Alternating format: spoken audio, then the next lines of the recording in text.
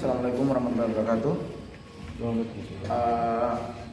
Hari ini dan kemarin kita sudah 2 hari melakukan fit and proper test terhadap bakal calon anggota legislatif dari Partai Kebangkitan Bangsa untuk seluruh dapil, dan sampai dengan hari ini kita sudah menyelesaikan 20 orang bakal calon yang telah kita fit and proper test.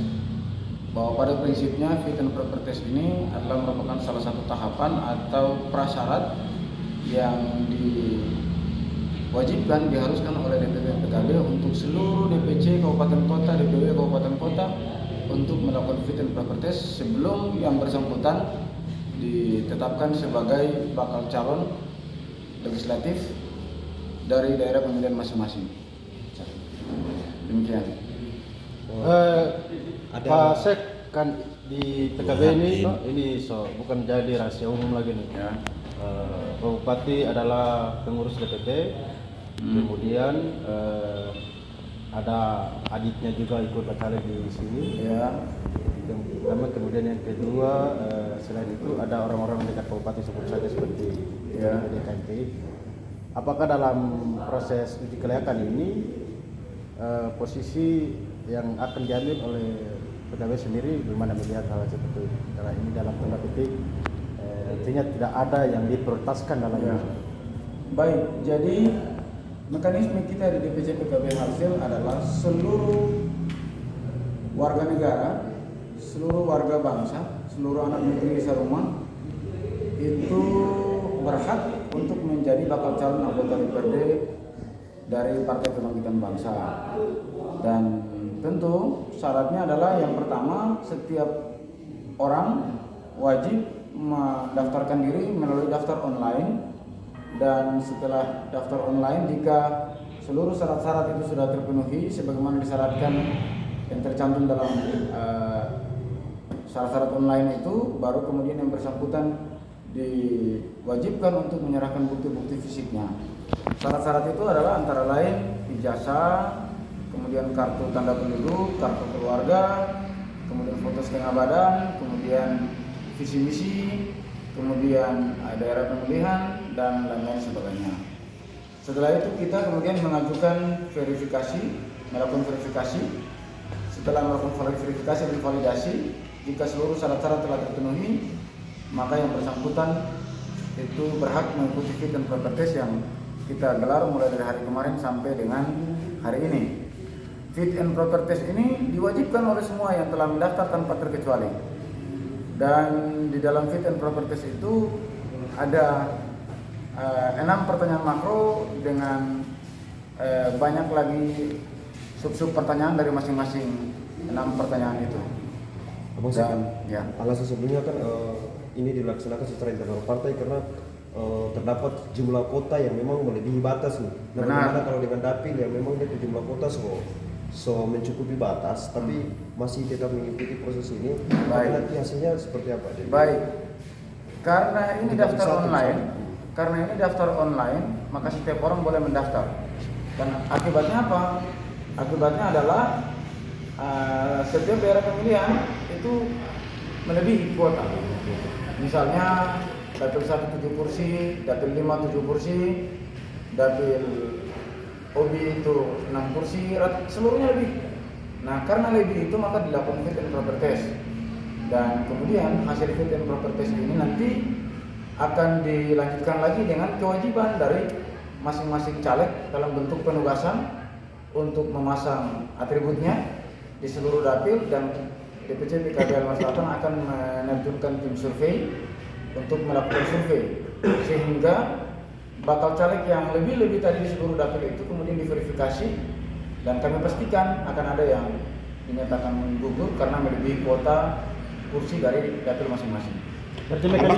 Apakah ada dapil yang tidak ada dapil yang cuma hanya pas kuotanya, itu juga dilakukan fit juga? Seluruh dapil kelebihan, dan kalau kemudian misalnya sesuai pertanyaan tadi, kalau misalnya ada dapil yang pas-pas pun tetap akan dilakukan fit and proper test. Dan kalau kemudian tidak cukup, maka DPC PKB Halmahera Selatan akan membuka kembali pendaftaran setelah mendapatkan persetujuan dari DPP. Karena tahapan penjaringan pendaftaran online itu sudah dilakukan sejak bulan kemarin, kemudian ditutup, diperpanjang lagi dan kemudian ditutup pada tanggal 15 bulan Februari 2022. Dalam hal misalnya kalau DPC dapil-dapil lain itu keterbatasan ataupun pas, maka kita akan membuka lagi kembali untuk mempersilahkan kepada setiap warga negara, warga bangsa, setiap anak negeri Halmahera Selatan untuk kembali mendaftar mengikuti mekanisme online, menyerahkan bukti fisik dan mengikuti fit and proper test lagi. Tapi sejauh ini seluruh dapil kelebihan. Tadi itu belum dijawab itu pertanyaan soal tadi kan sudah dijelaskan mekanismenya sehingga dalam fit and proper test ini melahirkan bacalek-bacalek yang betul-betul menjadi betul-betul disaring. Ya. Tadi kan sempat ditanyakan juga akan untuk menjaga integritas partai ini jangan sampai ada yang Oke, karena tadi ada adiknya Pak Bupati juga ikut. Ya. Oke. Sebagainya. Pada prinsipnya kita PKB tidak melihat dari sisi itu. Tadi mekanisme yang saya jelaskan seluruhnya itu wajib. Ketua DPC pun Muslim Haji Rakib selaku wakil ketua DPRD, kemudian dia juga adalah ketua DPC PKB Halmahera Selatan, juga sama mengikuti mekanisme. Mulai dari daftar online, menyerahkan bukti fisik, kemudian mengikuti fit and proper test, kemudian mengikuti melaksanakan penugasan dalam bentuk melakukan sosialisasi diri dan mengikuti survei. Jika yang bersangkutan tidak memenuhi standar sebagaimana ditetapkan oleh DPP, maka sudah dapat dipastikan akan gugur. Sekalipun itu incumbent ya. Kita tidak mengenal siapa dia, mau incumbent mau siapa dia, tidak mengenal itu. Karena partai ini harus menjadi partai yang benar-benar modern dan kemudian harus menjadi partai pemenang pertama di pemilu 2024. Untuk bisa menjadi partai modern dan partai pemenang di 2024, kita harus mengikuti tahapan sebagaimana yang ditetapkan oleh DPP yang diatur dalam peraturan partai.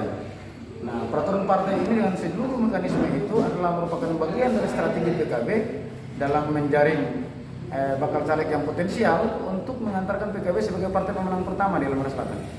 Apakah target yang diberikan oleh DPP itu optimis untuk bisa capai? Iya, dan sekarang kita sudah menempuh tahapan ini. Sekarang tahapan fit and proper test, besok itu tahapan penugasan sosialisasi diri. Setelah tahapan penugasan itu, penugasan tentang sosialisasi diri, kita akan melakukan survei. Dari hasil survei ditambah dengan nilai fit and proper test yang sudah 2 hari ini kita lakukan, baru kemudian kita jumlahkan dan kita akan memutuskan melalui keputusan lembaga pemenangan pemilu siapa-siapa yang akan dinyatakan layak dan lolos menjadi calon anggota legislatif dari masing-masing dapil melalui Partai Kebangkitan Bangsa, dan siapa-siapa yang akan dinyatakan gugur akan kita umumkan secara terbuka. Berarti hasil survei ini menjadi penentu juga. Jadi tadi administrasi, kemudian fit and proper test, penugasan, kemudian survei akan menjadi bagian dari indikator siapa yang akan lolos dan siapa yang gugur sebagai bakal calon lewat Partai Kebangkitan Bangsa. Misalnya kalau di uji kelayakan ini caleg tersebut mampu menjelaskan atau mampu menerjemahkan visi misi PKB, akan tetapi hasil surveinya itu tidak seperti yang diharapkan. Ya, baik. Apakah itu akan didiskualifikasi atau seperti apa? Ya, baik. Jadi di fit and proper test itu tadi saya sudah sampaikan ada 6 pertanyaan makro dengan sejumlah sub-sub pertanyaan. Dari pertanyaan-pertanyaan itu tentu masing-masing bakal calon akan memberikan jawaban-jawaban. Nanti akan ada tim penilai yang ditugaskan untuk memberikan penilaian secara keseluruhan. Kami tim penguji akan menyerahkan hasil ujiannya, hasil fit and proper test kepada pengurus DPC melalui LPP, kemudian nanti dikombin dengan hasil survei.